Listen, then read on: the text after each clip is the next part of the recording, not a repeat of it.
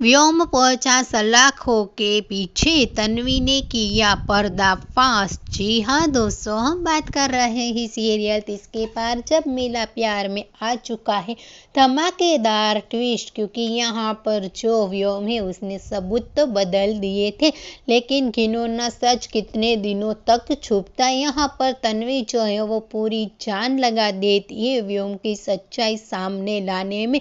जी हाँ दोस्तों, यहाँ पर व्योम की सच्चाई तन्वी सामने ला तो देती है, लेकिन यहाँ पर अब जो व्योम की माँ है वो पूरी साहेब कोशिश करती है कि व्योम सच्चा साबित हो जाए और तन्वी झूठ हो जाए, लेकिन यहाँ पर सारे सबूत व्योम के खिलाफ होने की वजह से यहाँ पर साहेब भी हार जाती है और यहाँ पर जो तन्वी है वो अपना बदला पूरा कर लेती है। तन्वी ने किया पर्दाफाश, व्योम ने पहुंचाया जेल। जी हाँ दोस्तों, अब यहाँ पर ये देखना इंटरेस्टिंग और धमाकेदार होने वाला है कि अक्का साहेब व्योम को बाहर निकाल पाएगी।